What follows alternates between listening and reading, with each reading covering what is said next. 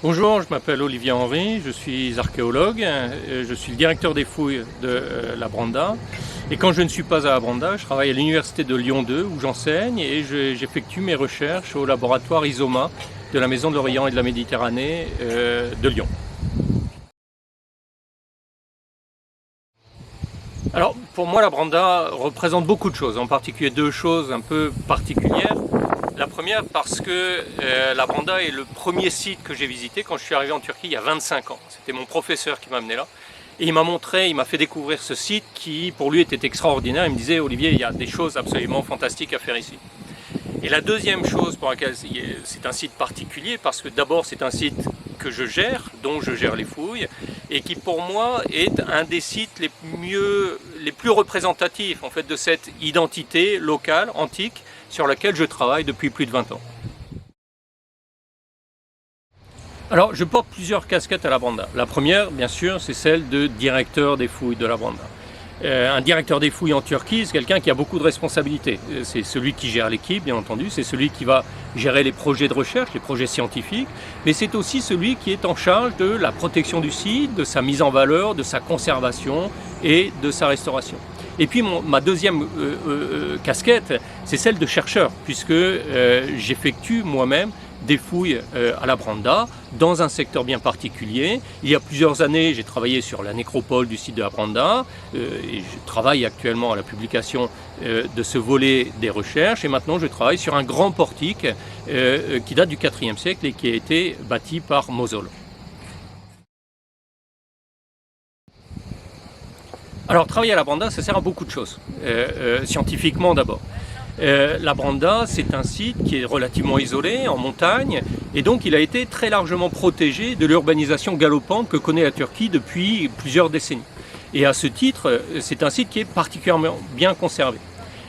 C'est aussi un site qui a une très longue histoire, puisque la première occupation du site date du tout début de l'âge du bronze, donc autour du 5e millénaire avant Jésus-Christ, et il a été occupé, probablement sans solution de continuité, jusqu'au milieu de la période médiévale, aux alentours du XIIIe siècle après Jésus-Christ.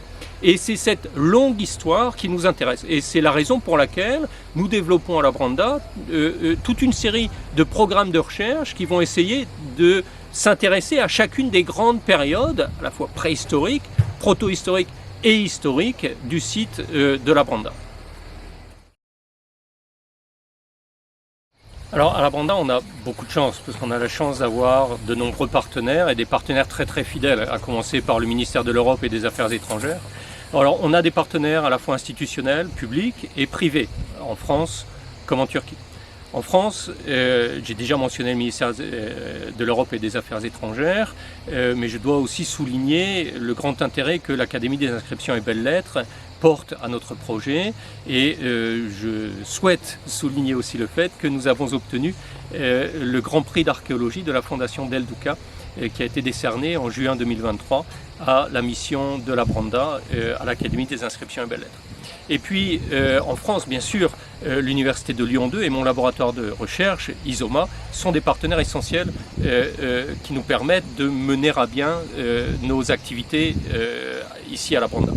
En Turquie, nous avons aussi plusieurs partenaires, à commencer par l'Université d'Istanbul, qui était très étroitement associée aux recherches à la Branda, mais aussi l'Université de Bilkent à Ankara, qui nous soutient pleinement depuis plusieurs années grâce à un accord de collaboration qui permet à de nombreux étudiants de l'Université de Bilkent de participer aux recherches de la Branda et de se former à la recherche de terrains archéologiques.